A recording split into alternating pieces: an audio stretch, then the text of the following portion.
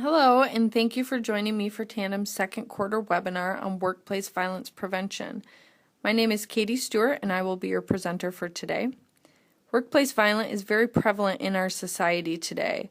Although the risk of violence may be small in comparison to some of the other safety hazards we deal with, we all need to understand what may cause workplace violence to occur, who might be involved, and what we can do to reduce the risk and keep our employees safe. All right, so during this training we will look at the following areas. We will define workplace violence according to OSHA. We'll learn to identify the most common causes of workplace violence. We'll learn to spot the signs of potential violence and immediate threats. Learn how to respond effectively to threats and violence. And what should be included in our workplace violence Welcome to policies and GoToWebinar, procedures. Web Events Made Easy. So before we get started, I would like to poll the audience to see how many of you have experienced or witnessed violence in the workplace. Okay, so it looks like we have 56%, about 60% of people are saying that they have experienced or witnessed violence in the workplace, and 40% are showing no. So this is not surprising. As we go through some statistics later in this webinar, you'll see that this is pretty a common theme. So what exactly is workplace violence? According to the Occupational Safety and Health Administration, which is also known as OSHA, workplace violence is any physical assault, threatening behavior, or verbal abuse that occurs in a work setting. They define a workplace as any location, either permanent or temporary, where an employee performs any work-related duty. So this can include buildings and surrounding perimeters, parking lots, field locations, clients' homes, and then traveling to and from work assignments. So this definition is important for us to understand as we go through the rest of this presentation, because OSHA has made this definition very broad in terms of what types of behavior will be considered violence, as well as the type of environments we're responsible for keeping our employees safe in. So I want to share some stats with you that will show you how prevalent workplace violence can be in today's society. In 2011, there were a total of 458 homicides and 242 suicides in the workplace. To me, this is astonishing. This means that homicides made up 10% of all workplace fatalities in 2011. But just like most workplace injuries, these 700 deaths that occurred from homicide or suicide most likely could have been prevented. So some more stats. Nearly 2 million Americans report that they have been a victim of violence in the workplace at one time or another. A study in 2012 found that 52% of Americans have witnessed, heard about, or have experienced a violent act in their workplace. In 2010, 1 in 9 workplace fatalities were homicides.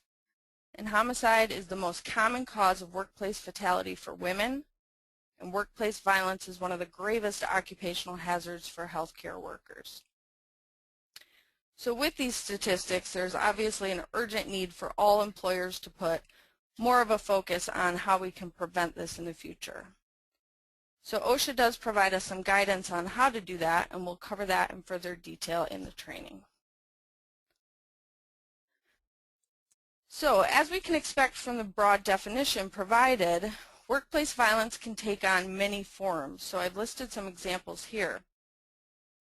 It can be as obvious as beatings, stabbings, suicides, shootings, rapes, and near suicides.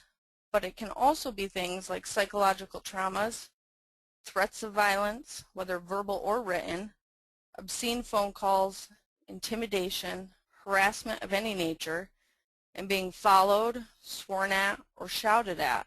All of these can fall under the definition of workplace violence. Now let's take a look at who is typically involved to give us a better understanding of how we can prevent situations from occurring. Typically, conflicts in the workplace that involve violence are either between coworkers, family members, customers and/or clients, or at times even complete strangers. I want you to think about any violence that you have heard about and categorize the perpetrator into one of these categories. Now think about how you might respond if something like this has happened to you. I'd like to share with you an example of workplace violence that occurred in my previous workplace and how reactively we were able to make the workplace safer, but hopefully for some of you, you'll be able to take proactive steps to help prevent this from occurring in your workplace. So I had a manager who worked off-site at a client location with about 13 of our employees whom reported to him.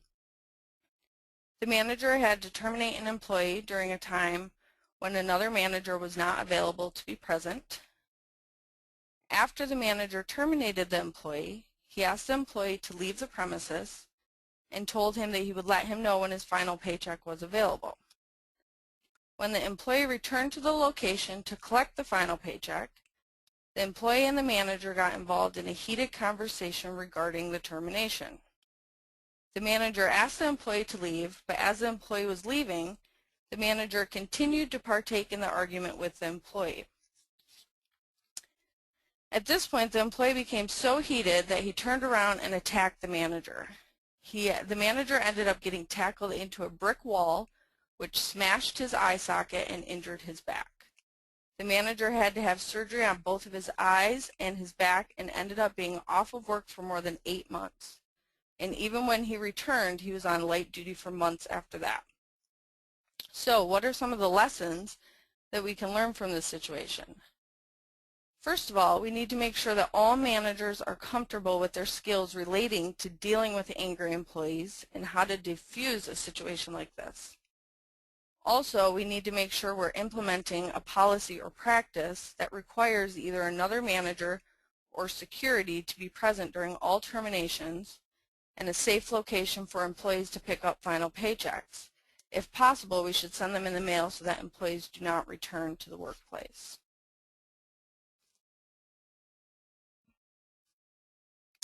So a lot of people are affected by workplace violence, even if they are not the actual victim.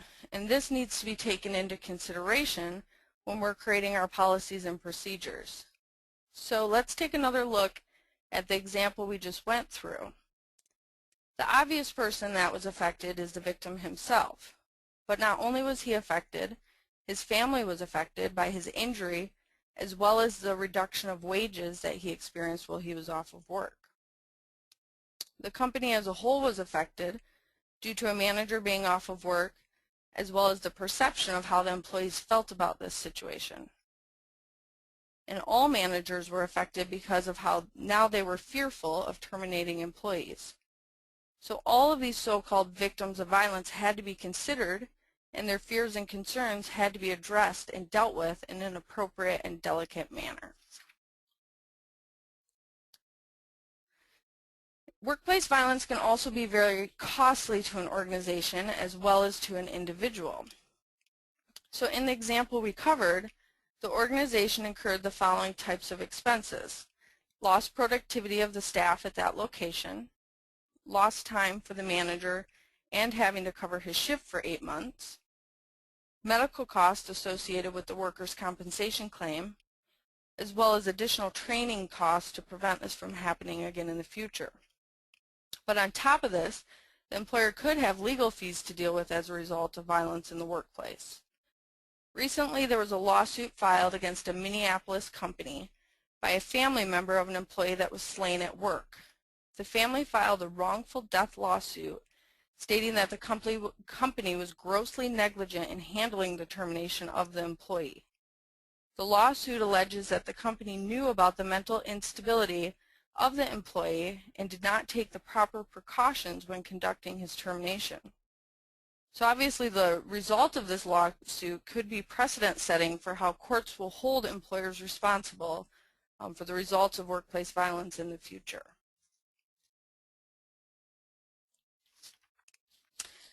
So now I want to take a look at the causes of workplace violence, but before we go into this, I would like to show you a short video of how an employee's personal problems can lead to violence in the workplace. So please turn up your speakers so that you can hear the video.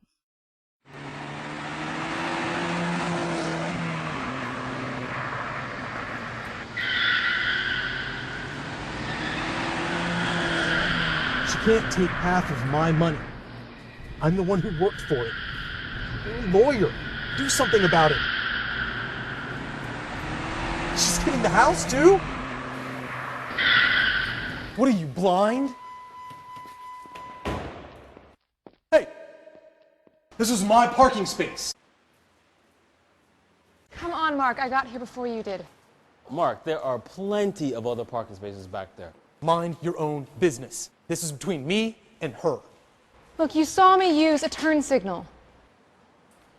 It's ridiculous to get upset over a parking space.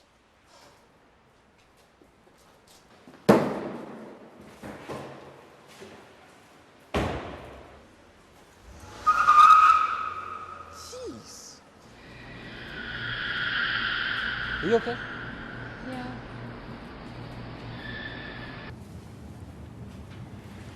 Hey. Hey. Hey, Leah. Good morning. Good morning. Well, good luck at that presentation today. Have a good day. So what is eating Mark? He used to be one of the nicer guys around here. I know. He's been really difficult to work with lately. The other day in a meeting, I heard he left in a huff, and last week at lunch, okay, I saw it. He totally flipped out because the waitress got his order wrong. Well, I heard he was going through a really messy divorce. Oh, that's no reason to threaten your coworker, you know? Mm-hmm. We should go to HR. I really don't want to do that. I don't want to spend my whole morning at HR. Hi. Hello. Hey. I heard about what happened in the parking garage. Are you okay? Yeah. Yeah, it's just not a great way to start your morning. No kidding. How did you hear? Office gossip. But don't worry, I will take care of it. Okay? Thank you. No problem. Gotcha. All right. See ya. See ya. Bye. Have a good day. You too. Thanks.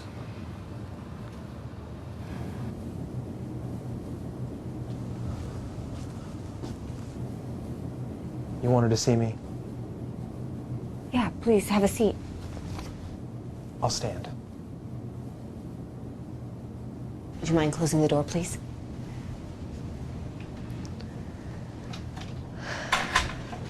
Mark, I heard about the incident today in the parking garage. I have to tell you, there have been some consistent complaints about your aggressive behavior, and that type of behavior is not acceptable here. Do you understand?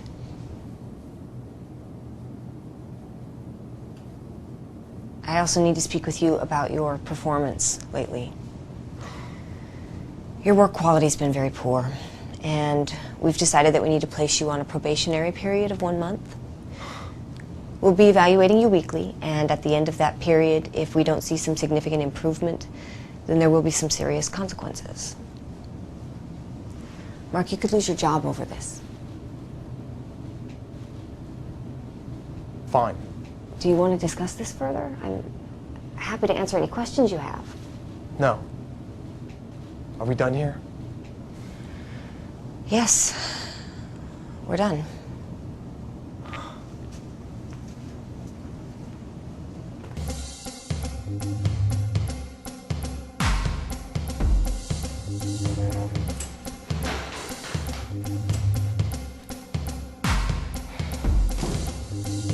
This is it. I can't take this anymore.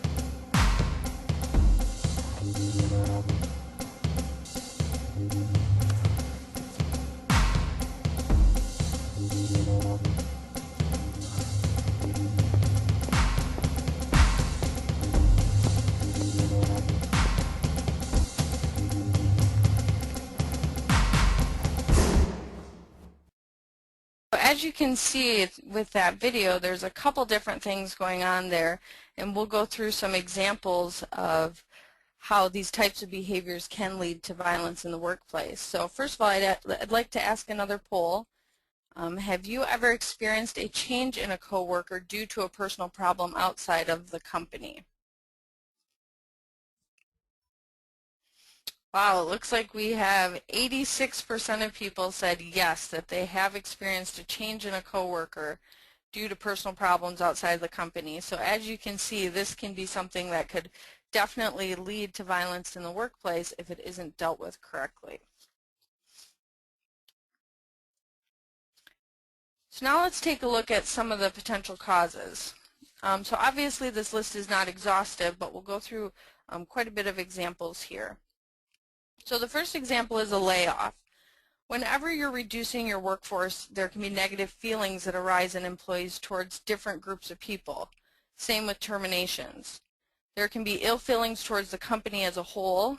There can be anger towards the manager that's delivering the information, and even towards HR, and even resentment towards other employees who are able to stay on with the company.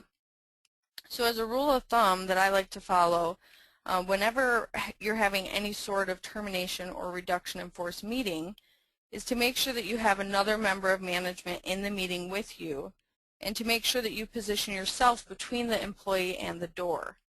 You never want to have the employee that could potentially become violent be in between you and your exit.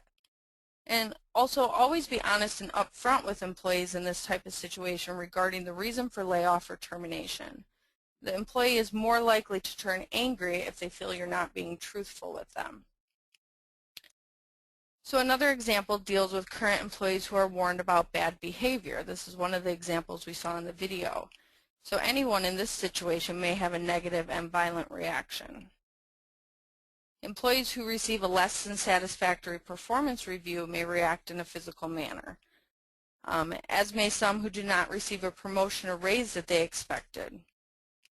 Conflicts among employees can also sometimes escalate into violent behavior, and these may be related to the job or just personality conflicts. Perceived unfairness could also lead to violence in some situations. For example, if one employee was promoted over another who believed he deserved the promotion more, either the promoted employee or the supervisor who did the promoting could be the target of the violence. And as we saw in the video, personal problems can turn into violence at work. This can be either from coworkers themselves or from contacts outside of work. And this can include cases of domestic violence in which either the coworker overloads emotionally into a violent incident, or the abuser follows the coworker to work and causes a violent act. Coworkers with alcohol or drug problems can cause unsafe working conditions as well. Emotional problems brought on by stress or mental illness can also lead to workplace violence.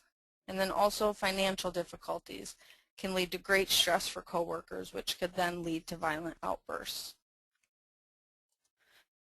So let's dig a little deeper on some of these examples. So whenever someone makes a verbal threat to inflict bodily harm against another individual, this will obviously fall under workplace violence. So what will you do if you hear someone say, "I could kill that person"? I'd like to take another poll. What steps would you take if you were speaking with a coworker who was upset towards another coworker and you heard them say, "I could just kill that person"? Would you report the incident to management, or would you ignore it because they just must be kidding?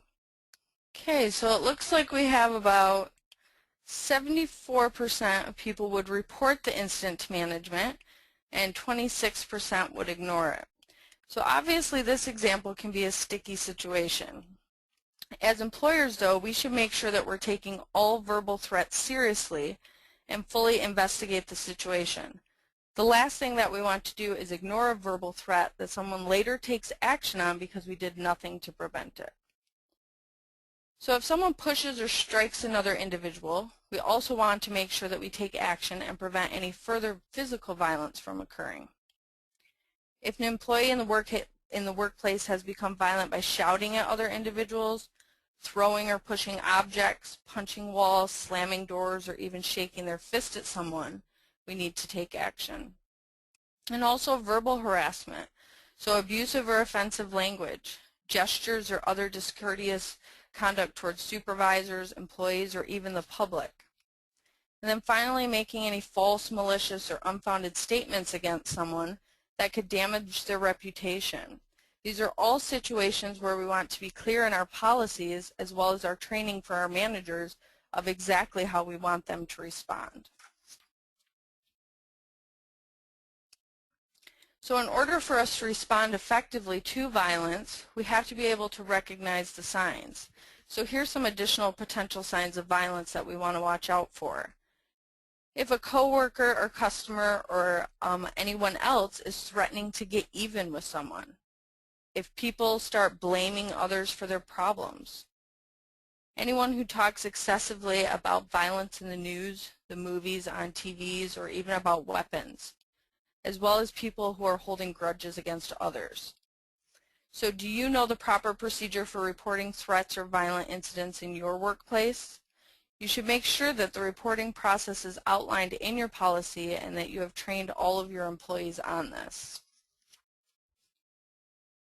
So let's further define some of these behaviors. So a history of violence, some things to look for. As we mentioned before, a fascination with weapons or acts of violence. Demonstrative violence towards inanimate objects or evidence of any earlier violent behavior. Next would be intimidating behavior. So if someone is argumentative, they display any unwarranted anger. If someone is uncooperative, impulsive, or they're easily frustrated. And if they're challenging their peers and authority figures. Next would be increase in personal stress.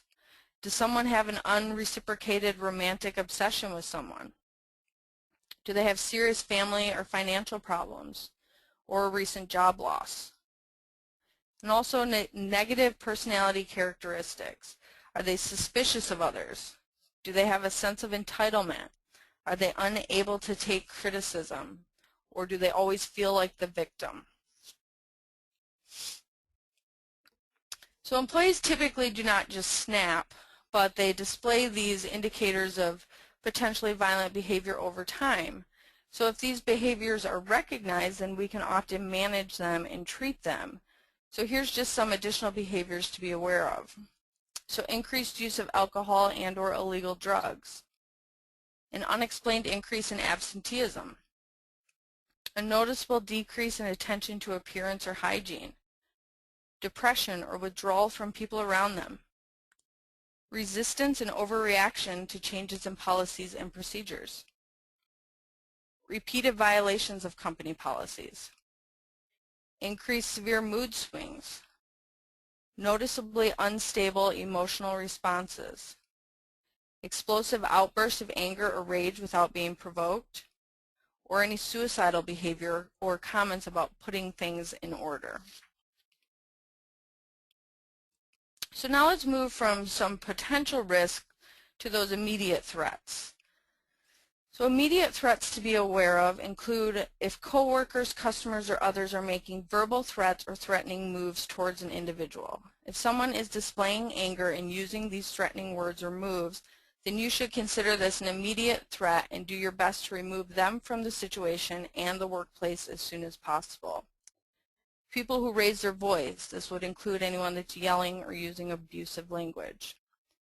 And if any of this is occurring, you may need to involve authorities to make sure that the location is safe to continue work as normal. So now let's review some risk factors for potential violence that you should make sure all of your employees are aware of if they tend to find themselves in these types of situations. So if you have employees that have to conduct isolated work with clients, then they may be at risk. If employees are oftentimes working alone and in remote locations. If there is a lack of training or awareness regarding the potential risks or dangers in their line of work. If employees have to park and walk to dark parking areas. If you have low staffing levels during times of increased activities. Or if your company has large amounts of cash kept on site, this will obviously make you more of a likely target for robbery, as well as if your workplace is accessible to the mentally ill. So these are all risk factors that should be considered when you're assessing the potential for violence and discussed with your employees that may find themselves in these types of situations. Working after hours also places you at a heightened risk of violence. So let's review some tips for you and your staff if they do have to work after hours. So employees should let people know when they are working outside of their normal shift, whether they're coming in early or staying late.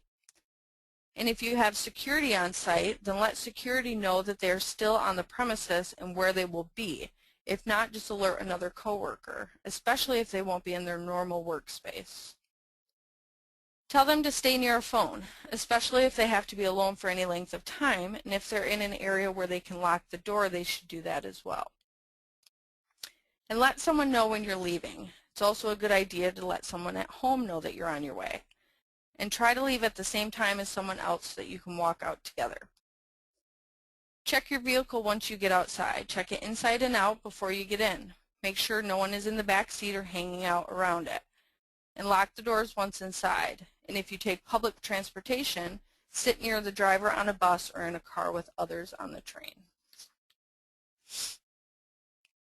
So you should also make personal security a habit to protect yourself when you're coming to work and going home, or even when you're traveling on business. So if you're walking, choose busy, well-lit areas. Walk like you know where you're going. Act comfortable with and familiar in your surroundings. Make friendly eye contact with people near you and check your personal space. If you feel that your personal space is being invaded or you're being followed, go into a well-lit, busy store. And only carry the amount of money you need and divide any valuables you're carrying into different pockets. And then also carry any of your visible items, such as your purse, briefcase, computer, close to your body. So when you do notice signs of potential violence, you want to take immediate steps to defuse this situation. So to begin with, you should try to remain calm and speak in a moderate tone of voice. And be respectful to people even when they become upset. And then try to focus on the problem by asking for details about the situation and going over any possible solutions. If you still feel the person could become violent, then you should alert a coworker with a pre-arranged danger signal. And make sure to report any threats of violence or situations in which you feel unsafe around another person, because we can't take action to prevent future threats if we don't know about ones that have already occurred. A couple of things that you should not do. Never argue with agitated people or tell them that they're wrong to be upset or raise your voice at them. And never respond to an angry person's behavior with anger. This will only escalate the situation and make it worse. In the example I provided earlier with the manager, he did not stay calm, but rather he responded with anger, which potentially led to the violent reaction by the employee. So bullying. This can be a topic to cover all on its own, so I won't go into too much detail about it, but I do feel it's important to cover as it can lead to workplace violence. So if we aren't careful about this, it may lead to violence in the workplace, and so there are some important steps that we can take for dealing with it before it does turn into violence. The first thing is to take a look at your culture. Be sure that respect is one of your core values. And make sure you're teaching and rewarding deliberate acts of kindness and decency within your workplace. And you have to start your zero tolerance policy for bullying at top levels of management. Make sure your managers are walking the walk and talking the talk. Don't let them reward bad behavior. Second thing we can do is insist on accountability. So we can tie all aspects of conduct, including bullying, to financial rewards, to evaluations, to career advancement. We also want to take a look at tracking our turnover. If we keep track of our turnover by department, manager, unit, it may show us some trends. Next would be to fine-tune your hiring process. So here we can do reference checks with current coworkers or subordinates. On top of pre-screening for professional competencies, we can also focus on more personal traits and skills. We can ask questions related to team and individual relationships and working styles. We can also involve the candidate in some day-to-day activities, take them out to lunch, have them sit in on a meeting, see how they interact with people. And also consider doing a 360 interview panel, perhaps with even unrelated departments. And then just remember that bullies will often hire other bullies. We can also do exit interviews. We don't want to just be relieved when the target of bullying quits. There could be others out there that we need to be made aware of. We can also conduct climate or attitude surveys by departments or company-wide to get a feel of what's going on.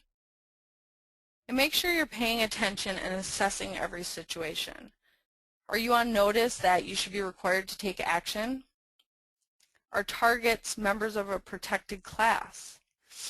Is the conduct just a one-time occurrence or has it become pervasive? Do you find yourself making excuses for the bully?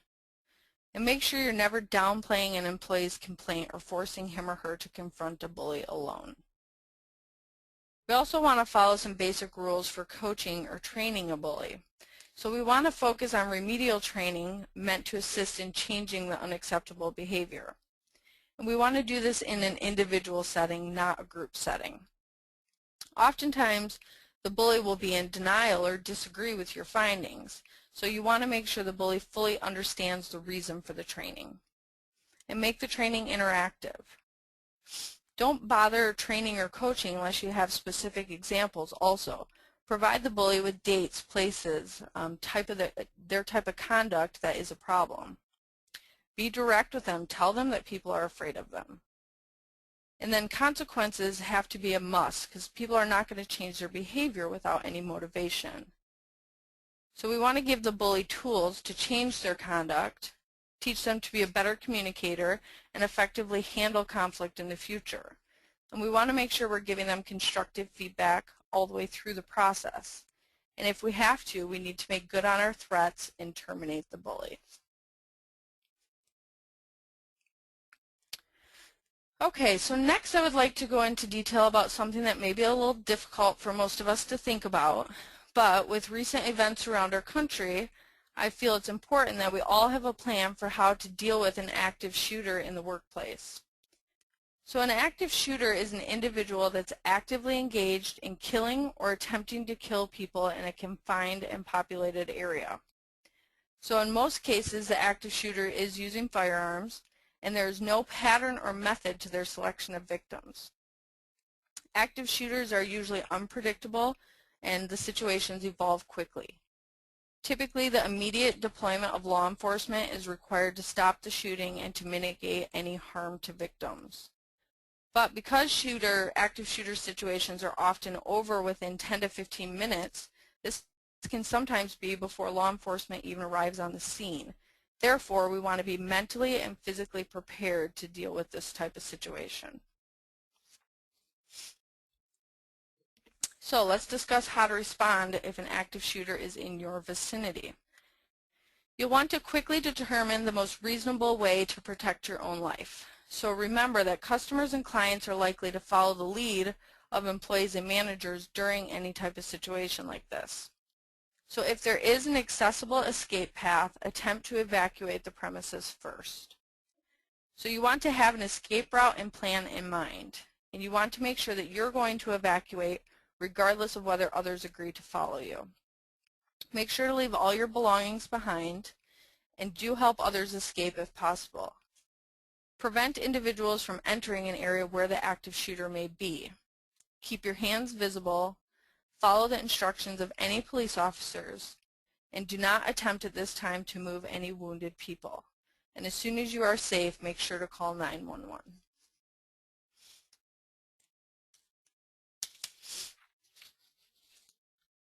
So if evacuation is not possible, you want to find a place to hide where the active shooter is less likely to find you.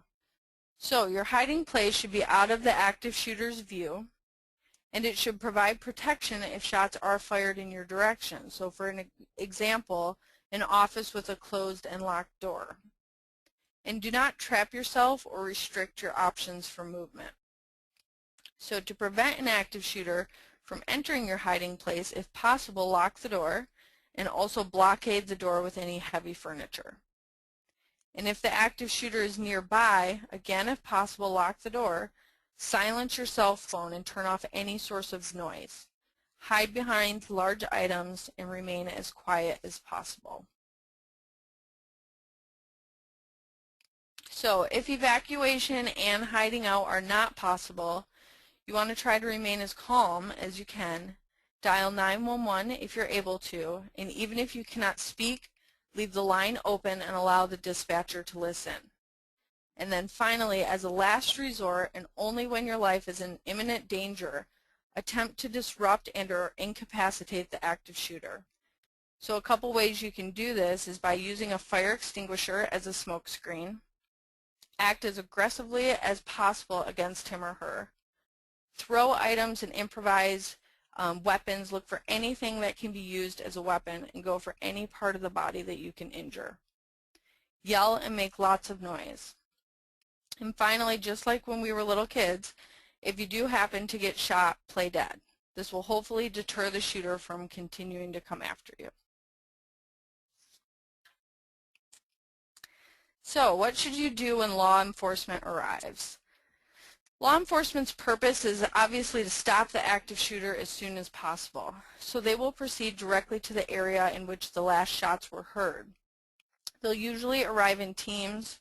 Some may just be wearing their regular patrol uniforms. Others may have bulletproof vests on, Kevlar helmets, other things like that. And they may be armed with rifles, shotguns, handguns, and they may use pepper spray or tear gas if they have to control the situation. They may shout commands and even push you to the ground for your own safety. But you want to make sure that you're remaining calm and following all instructions. Put down any items you have in your hands. Immediately raise your hands and spread your fingers and keep your hands visible at all times. Avoid making any quick movements towards the officers. Avoid pointing, screaming, and or yelling. And do not stop and ask them for help or directions at this time. Some information you want to provide to law enforcement or 911 would be the location of the active shooter, the number of shooters, physical description, the number and type of weapons held by the shooters, and then the number of potential victims at the location. So the first officers to arrive to the scene most likely will not stop to help the injured persons, so expect additional teams comprised of other officers and emergency personnel to follow, and they will help remove any injured persons.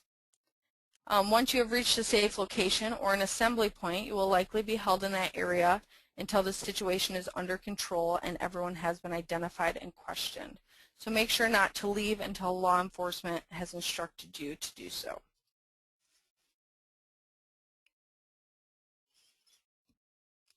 So we also want to consider and have a plan for how we will deal with the post-incident response.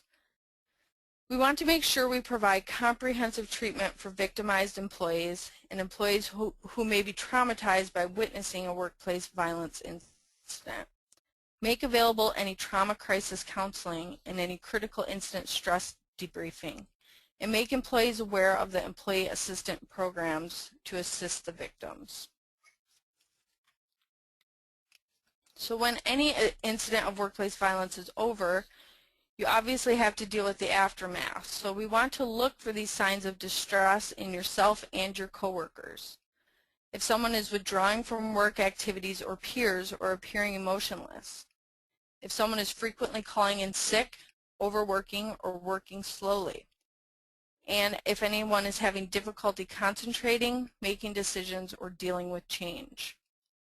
There are many ways that we can cope with this and help others to cope. Talk about the incident with coworkers and supervisors. Have people spend extra time with their loved ones. Turn off the television news about the event and seek professional counseling if you still feel upset. Okay, so the final section I would like to cover is our policies and procedures for preventing violence. So every employer falls under OSHA's General Duty Clause. This states that each employer shall furnish to each of its employees employment and a place of employment which are free from recognized hazards that are causing or likely to cause death or serious physical harm. So this is where we have our obligation under OSHA to protect our employees from violence. So OSHA does not have standards that place requirements on employers on this topic, but they do offer recommendations and guidance for us. So OSHA recommends that every workplace violence prevention program contain these elements.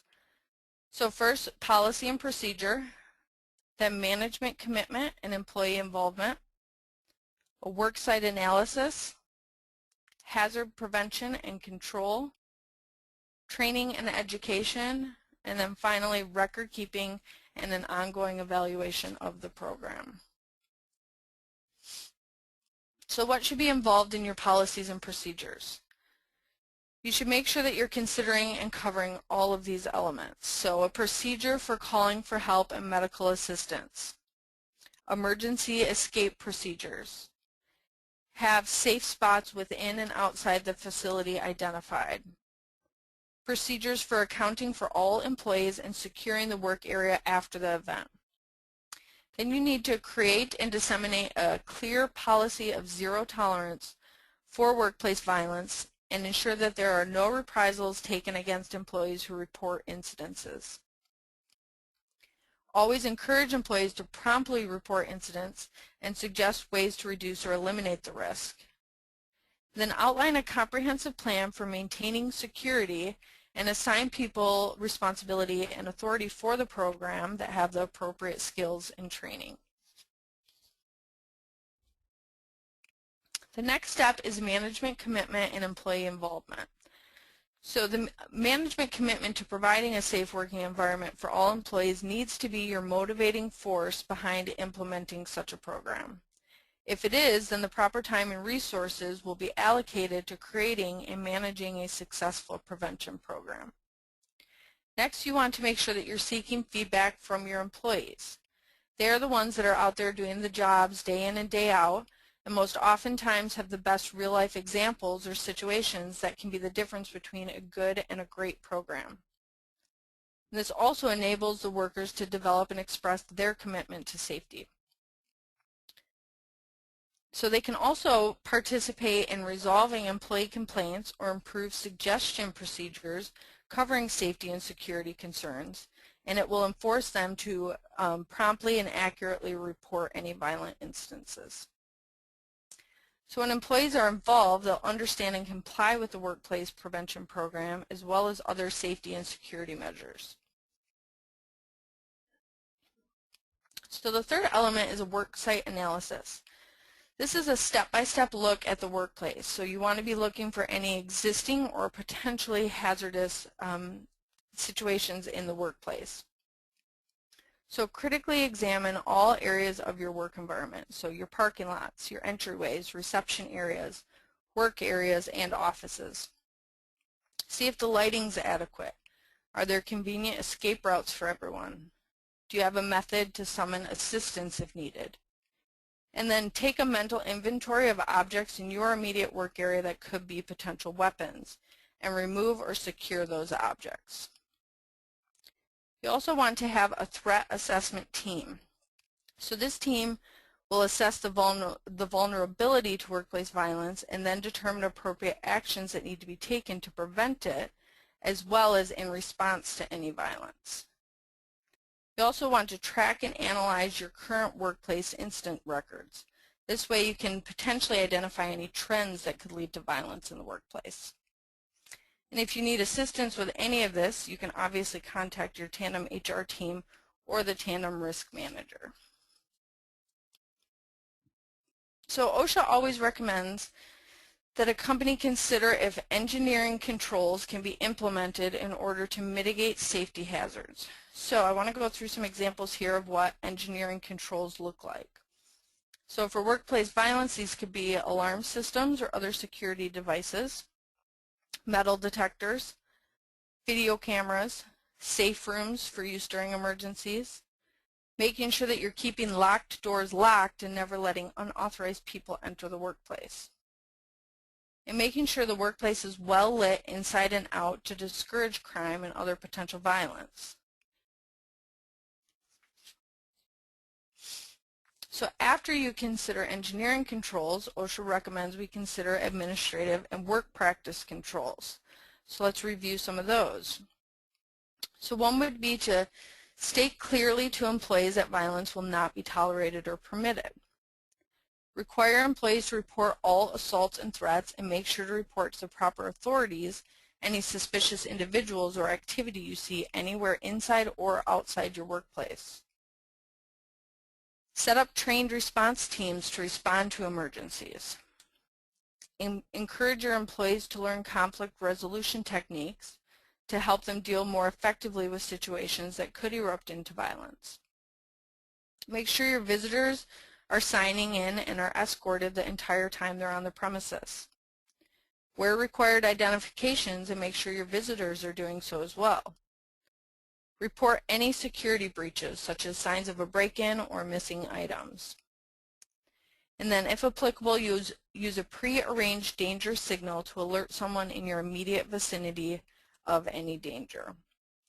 So I challenge you to think about any current security measures you're using and how they're helping to protect your workforce, but also to consider what you could implement going forward.